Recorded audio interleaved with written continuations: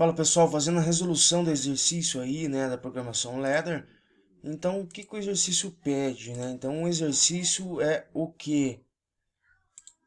Então, uma loja deseja montar um contador automático, certo, de parafusos, separando-se em centenas, certo? Então, aí já no começo, né, interpretando a situação, né, o projeto proposto, então a gente precisa o quê, né? Ele vai criar um montador, né? Montar o quê? Um contador de peças automático. Se for utilizar um contador de peças automáticos, isso quer dizer o quê? Que a gente já vai utilizar um contador, certo? E esse contador o que vai separar o que em centenas, então ele vai contar 100 peças. Então a primeira coisa já que a gente já precisa imaginar, então o sistema é composto de um reservatório tipo funil que contém parafusos, certo, em sua extremidade mais fina a uma válvula borboleta, né, que quando energizada abre-se permitindo a queda de parafusos um a um. Então a própria máquina desenvolvida, ela, né, o seu próprio funil, né, quando ele abre essa borboleta, ele já faz essa queda de um parafuso por um aí. E também a gente tem o que? Um sensor, né, fotoelétrico que gera pulso toda vez que um parafuso passa na sua frente. Então, olha, a segunda etapa, né, se eu for observar, a gente está usando quem? Um sensor fotoelétrico, certo? Então, um sensor para detectar essa, né, essa caída aí desses parafusos. Então, cada vez que o parafuso cai, né, então o sensor vai ler que caiu uma peça, ele vai mandar um pulso lá e vai, né, como se fosse uma peça. Então, ele vai contar cada parafuso descendo, né, passando na face sensora do sensor, ele vai detectar uma peça. Então se passar duas vezes, então a gente vai usar um contador para ver isso daí. Então após, né, atingida a contagem aí de 100 parafusos, a válvula borboleta deve ser fechada. Então elabora um programa em linguagem Ladder, né, para atender a essa necessidade aí. Utilize o bloco contador apresentado nesta aula. Então a gente vai usar o bloco contador, né, a aula a gente, né, a simbologia, né, o bloco de contador, a gente viu lá que é do WPS VEG, certo? Só que na Schneider a gente também tem. Então vamos desenvolver. Então a primeira coisa a gente precisa ter em mente é o que? Que a gente precisa fazer um contador automático. Se a gente vai fazer um contador automático, a gente precisa do que, né?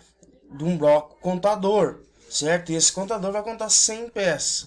E outra coisa, né? A partir do momento que eu acionar, né, apertar esse botão de start, ele vai abrir essa válvula borboleta e vai deixar cair um parafuso por vez. Então cada parafuso que passa na frente do sensor, ele vai, né, contar, vai detectar uma peça e vai fazer uma contagem de uma peça.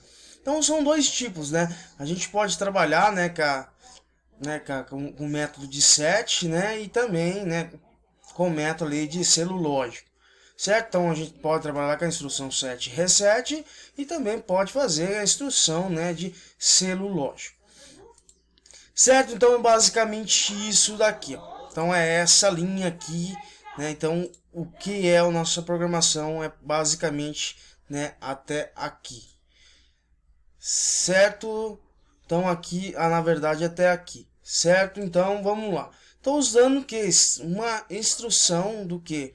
De set e reset, certo? Então o que está funcionando, né? Então a primeira coisa, né, para às vezes para não gerar alguma confusão, é bom fazer aquele bloco físico que eu ensinei vocês fazerem, certo? Então vocês pegam e desenham o que está na entrada digital do meu CLP, o que está na saída digital do meu CLP, certo? Então o que é esse 2, né? Esse 2 aqui é um botão de liga, certo? E não tem botão de desliga? Não tem, né? Então quem que vai desligar? Ele vai desligar automaticamente aí, certo? Caso esse 2 seja uma chave seletora, né? Então ele vai ficar esse no looping aí, né, de contagem. Então vamos lá, esse 2, né, então é um normalmente aberto, então ele vai fisicamente na entrada do meu CLP, então ele vai entrar na entrada I2, certo? Aqui eu estou fazendo o que? A hora que eu acionar esse botão, né, a hora que eu dar essa continuidade lógica, né, a condição de acionamento, eu vou setar aqui a minha saída Q2.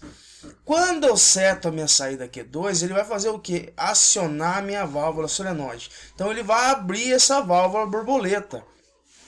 E ao mesmo tempo, quando eu aciono, ele está fazendo o quê? Ele está resetando o nosso contador. Então o contador nosso ele funciona de que forma, né? Então ele detecta essa borda de subida e cada borda de subida ele vai incrementando um na sua contagem, né? Só que lembrando também, se você determinou, né, um valor de preset de 10 peças, né, após essas 10 peças ela vai liberar a saída do contador e vai executar alguma lógica aí, né, de programação que a gente esteja fazendo aí em Ladder. Certo? E lembrando, né, para o meu ciclo retornar novamente, eu preciso resetar, né, o meu contador. Então por isso que o meu I2, né, além de setar a minha saída Q2, que vai, né, acionar essa válvula borboleta, ele também está fazendo o que? O reset do nosso contador. Certo? Então, e quem que é esse I3? Esse I3 seria um sensor, né, normalmente aberto. Por que normalmente aberto? Toda vez que a gente quer detectar a condição de acionamento, a gente usa aí contato normalmente aberto. Então esse sensor está conectado na entrada digital I3 aí do nosso CLP. Então toda vez que esse sensor ele fechar, ele vai mandar um pulso para o nosso contador, né? Nosso contador vai detectar essa borda de subida aí, certo? Então eu vou dar um duplo clique, né? Vamos colocar aqui somente 10 peças, que 100 peças eu vou ter que ficar clicando, né, muitas vezes. Então eu vou determinar o valor, né, o valor de preset. Quando o valor de preset, né, o valor do meu contador, né, o pré-determinado, for igual ao valor contado, ele vai liberar essa saída. Estou usando um contato aqui, né, normalmente aberto, na Examine-se 1, né, para fazer quem? O reset da minha válvula. Então no funcionamento não é esse. Então eu acionei, ele setou, ele abriu a minha válvula borboleta. Ele vai fazer a contagem aí de 100 peças. A hora que ele contar, ele vai energizar, né, o meu contador. Ele vai liberar essa saída. Assim que liberar a saída, então esse contato aqui se torna verdadeiro, né? Examine-se 1. Então somente quando, né, meu contador terminar essa contagem aí crescente dele. E após isso, né, ele contou, ele vai fazer o que? Vai resetar Q2. Se resetar Q2, vai fazer o que? Vai desligar a minha válvula borboleta aí. Então simulando, pessoal. Então vamos lá.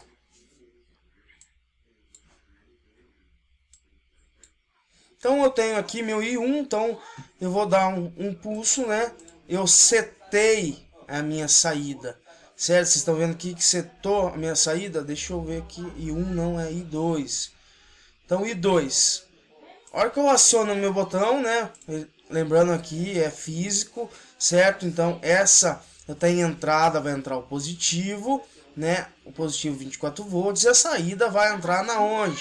Na entrada digital I2 aí, certo? Então vamos lá. Nosso sensor, né, é normalmente aberto. Então toda vez que eu der um pulso nele, ele vai contabilizar um aqui no nosso, né, contador C1 aqui em cima. Então vamos lá. Então acionando o I3, né, clicando com o botão direito do mouse, a gente consegue dar um pulso nele. Então tá vendo que ele tá incrementando aqui, né, tá de forma crescente. Então até chegar no 10, vocês estão vendo que ainda a minha válvula borboleta ainda está acionada aí. Então quando eu chegar no 10, ele vai fazer o que? Ele vai resetar a minha saída porque ele terminou a contagem. Só que uma coisa extremamente importante, né? Se eu continuar acionando o meu I3, ele vai continuar contando. Então isso num processo industrial, né, num processo ali de alguma máquina, isso é falho, porque ele está incrementando. Vamos supor que esse sensor esteja em curto, né, ele vai estar mandando pulso diretamente, né, para o nosso contador. O que a gente precisa, né, para fazer para melhorar essa lógica nossa, nessa linguagem de programação aí em Ladder? Então aqui, né, o que a gente pode fazer? Dar uma condição aqui, né, para o meu sensor, que o meu sensor ele só vai entrar quando quem estiver energizado?